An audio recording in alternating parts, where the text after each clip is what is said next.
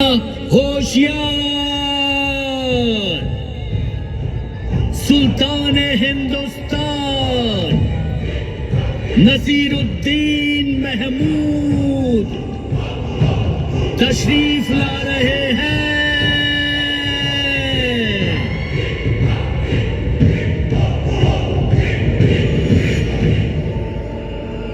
जहांपना सिपाह सालार गयासुद्दीन बलबन सुल्तान की खिदमत में हाजिर है। चंदेरी की क्या खबर है गियासुद्दीन? सुल्तान की दुआ से और सूबों की तरह चंदेरी में भी अब दिल्ली सल्तनत का परचम लहरा रहा है। बहुत खूब गियासुद्दीन, तुम बेशक एक काबिल सिपाह सालार हो।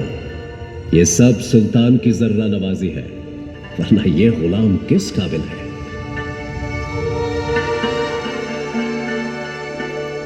तकरीबन 800 साल पहले सिपाहसालार गयासुद्दीन बलबन ने प्रतिहार राजा चन्नदेव से चंदेरी को जीतकर इस भव्य किले को दिल्ली के सुल्तान नसीरुद्दीन महमूद को तोहफे में दिया था। तब मैं और मेरे दो भाई यानी इस किले के दो और दरवाजे बिल्कुल जवान थे। बदलाव को हमने पहली बार करीब से देखा था और पहली बार हमें यह पता चला था कि दरवाजे बदलाव नहीं लाया करते, सिर्फ उसकी गवाही दिया करते।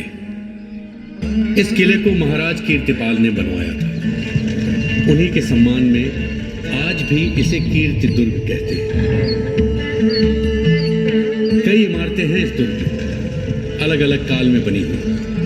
3 मंजिला महल, कुरान की आयतों से सजी खलजी मस्जिद, धधकते जौहर का स्मारक जौहर ताज और बैजू बावरा की समाधि।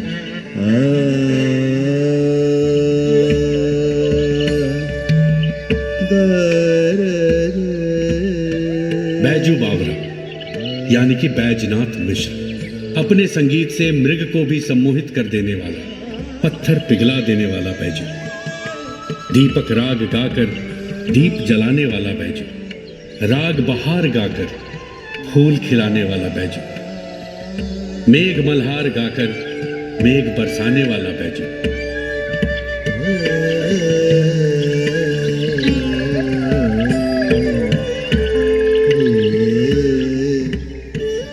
बैजू चंदेरी का ही बेटा था, अभी भी है उसका घर यहां पर।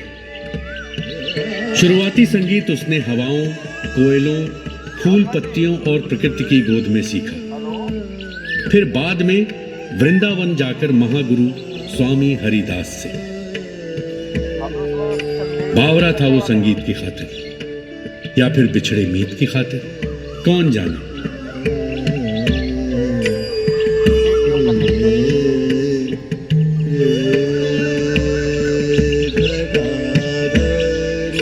बैजू अब भी यहाँ की दीवारों, पौड़ियों, छतरियों, मेहराबों और मेरे कानों में गूंजता है। कुछ यूं कि उड़ते परिंदे थम जाएं, सैलानी बादल भी रुक जाएं। कभी कभी तो मुझे लगता है कि भगवान भी बादलों के पार से नीचे उतरकर बैजू को सुनने आ ही जाया करते होंगे।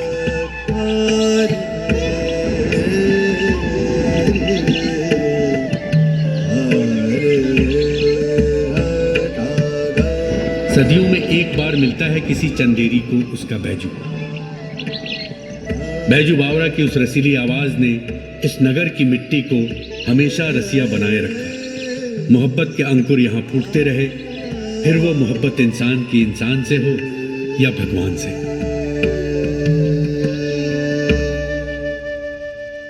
शहजादी मेहरुन्निसा, हकीकत है या फसाना कौन जाने, हर जवां दिल उस पर न्योछावर था। लेकिन शहजादी का दिल तो सिर्फ शहंशाह के एक सिपा सालार के लिए धड़कता था।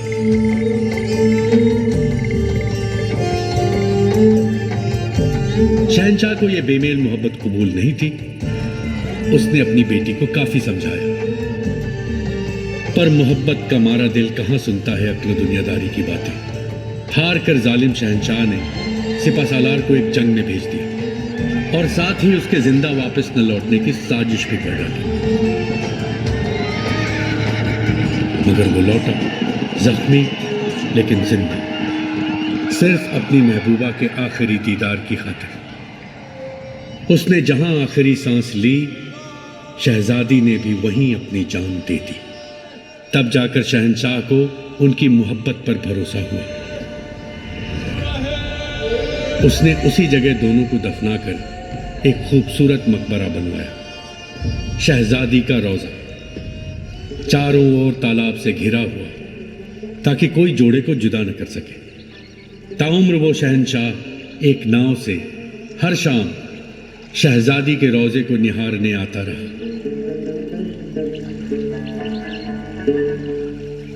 मेरी चश्मदीदी के तकरीबन 1000 सालों में यहां काफी इमारतें बनी। अपने कोमल और नाजुक प्रेम को कठोर पत्थरों से बने भवनों के माध्यम से अभिव्यक्त करने और अमर होते देखने की मनुष्य को हमेशा ही अभिलाषा रही है। ऐसी ही मोहब्बत का एक और नमूना है कोशक महल। कहते हैं इसे महमूद शाह खलजी ने अपनी बीवी कोशक के लिए बनवाया था। उनके जाने के सदियों बाद भी कोशक महल उनके अमर प्रेम की कहानी कहता शान से खड़ा है। एक और मुख्तलिफ सी मोहब्बत की यादगार है दिल्ली के सूफी ख्वाजा निजामुद्दीन औलिया के कुनबे का मकबरा।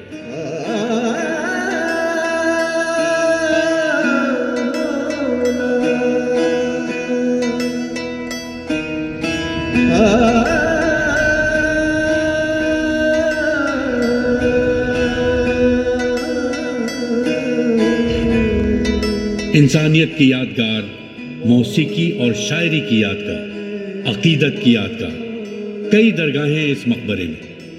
थोड़ी ही दूरी पर है 3 गुंबदी जामा मस्जिद। इस दुर्लभ बिन मीनार की मस्जिद में आज भी हर जुम्मे को 2,500-3 हजार श्रद्धालु नमाज अदा करते हैं और ईद पर तो नमाजियों की संख्या 8,000 तक पहुंच जाती है।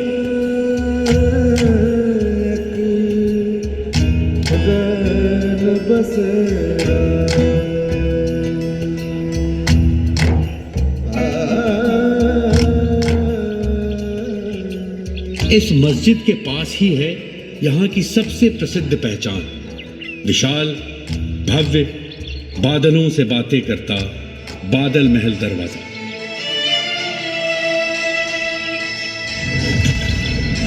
शायद ये मालवा के खलजियों की दिल्ली सल्तनत पर जीत का स्मारक है। अपने विशाल कद और बारीक जालीदार नक्काशी से यह आज भी मुझे चलाता है। कहते हैं ये द्वार बादल महल का प्रवेश द्वार था। हालांकि बादल महल का अब कहीं नामो निशान नहीं दिखता, मगर ये दरवाजा अभी भी खड़ा है। तकरीबन मेरे और इस किले के साथ ही साथ बना यहाँ का प्रसिद्ध जागेश्वरी मंदिर।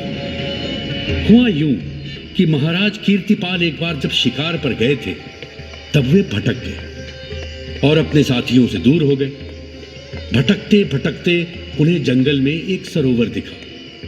ये वही सरोवर है जो आज परमेश्वर ताल के नाम से जाना जाता है। ऐसा कहते हैं कि रोगहारिणी देवी जागेश्वरी ने स्वयं प्रकट होकर महाराज कीर्तिपाल को यह मंदिर बनाने का आदेश दिया।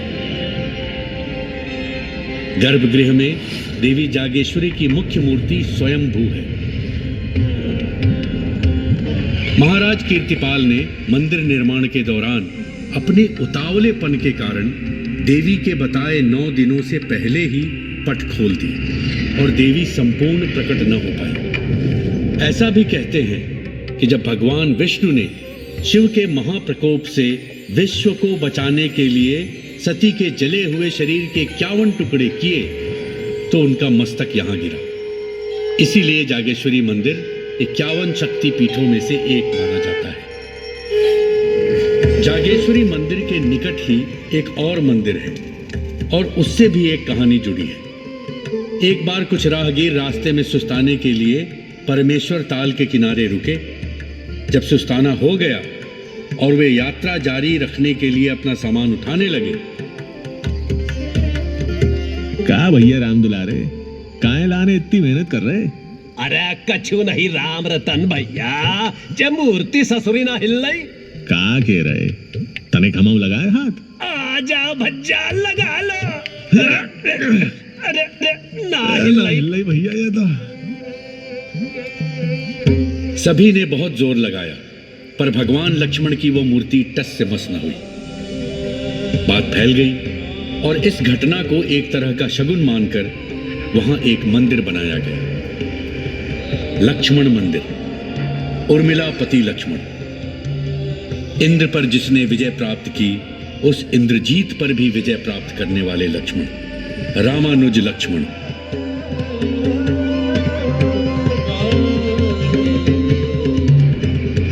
लक्ष्मण को भगवान राम का प्रतिहार भी कहा जाता था। प्रतिहार यानी रक्षक। भारत के मध्यकालीन इतिहास के सबसे शक्तिशाली राजवंशों में से एक गुर्जर प्रतिहार वंशज स्वयं को लक्ष्मण की ही संतति मानते हैं। महाराज कीर्तिपाल भी प्रतिहार वंश के ही राजा थे।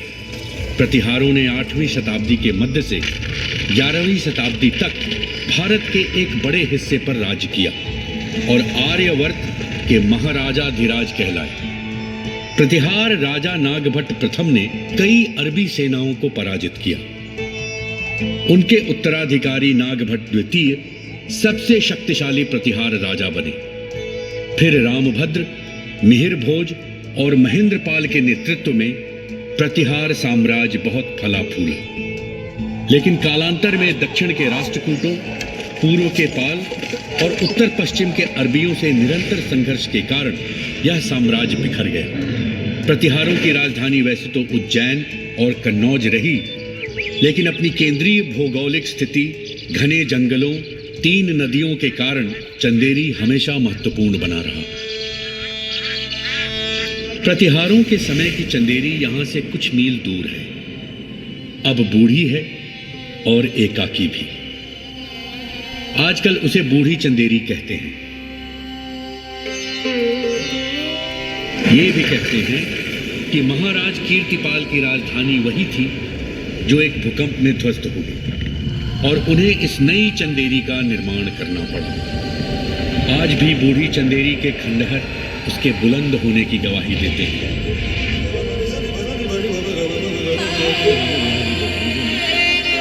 प्रतिहारों की कहानी तो मैंने देखी नहीं।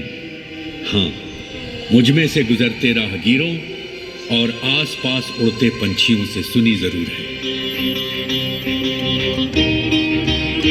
15वीं शताब्दी मध्य में मालवा के खलजियों ने दिल्ली सल्तनत से चंदेरी छीन ली।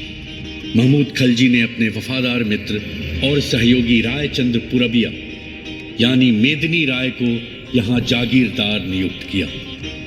अगले कुछ दशकों तक मेदिनी राय और चंदेरी जैसे एक दूसरे के पूरक रहे।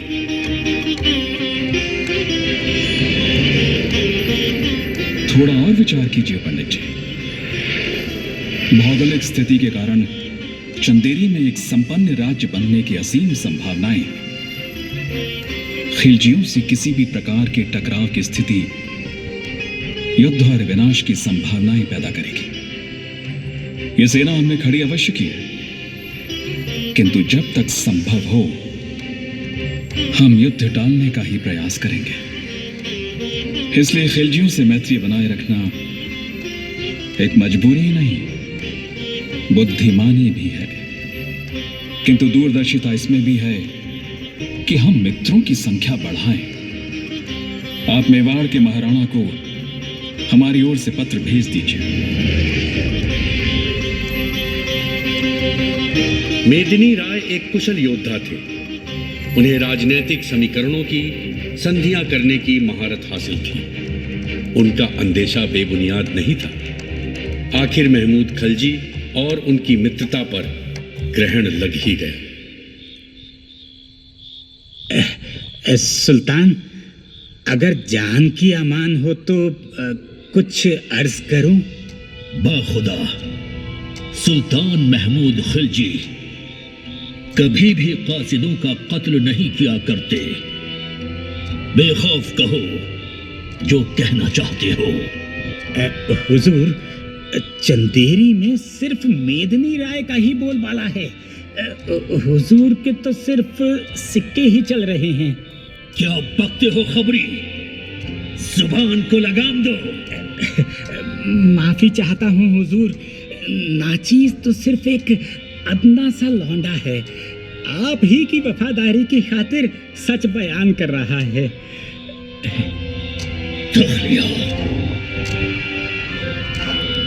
राजे महाराजे हमेशा अपने कच्चे कानों के लिए जाने जाते रहे हैं, फिर चाहे वो देवराज इंद्र क्यों ना हो। मेदिनी राय को महमूद खलजी ने बिन किसी जिरह और सफाई के दोषी और दुश्मन मान लिया और चंदेरी पर चढ़ाई करने की योजना बनाई। मेदिनी राय को इस षड्यंत्र की भनक लग गई। उन्होंने अपने राजपूत मित्र की ओर मदद का हाथ बढ़ाया। वह मित्र थे मेवाड़ के राजा, कई राजपूत राजाओं के महाराजा, वीर पराक्रमी योद्धा महाराणा संग्राम सिंह सिसोदिया, यानी कि राणा सांगा। मेदिनी राय से कहिए कि वो निश्चिंत रहें। राणा सांगा के रहते चंदेरी का कोई बाल भी बांका नहीं कर सकता। महमूद खलजी से लड़ाई में हम मेदिनी राय की मदद करेंगे। सेनापति, आप चंदेरी की ओर कूच की तैयारी कीजिए।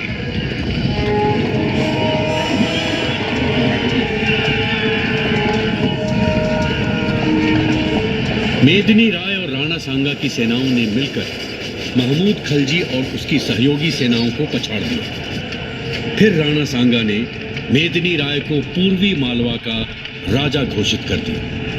मेदिनी राय आजीवन राणा सांगा के मित्र बने रहे और उनके बढ़ते दबदबे में अपना सक्रिय योगदान देते रहे।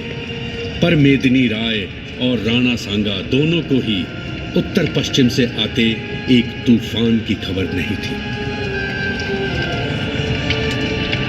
यह तूफान था तैमूर लंग और चंगेज खान का वंशज, एक युद्ध कुशल सेनापति, भारत में मुगल साम्राज्य का प्रवर्तक जहीरुद्दीन मोहम्मद बाबर। 16वीं शताब्दी की शुरुआत में बाबर ने भारत पर कई आक्रमण किए। मार्च 1527 में राणा सांगा और उनके सहयोगियों की विशाल सेना खानवा में बाबर की सेना से भिड़ी।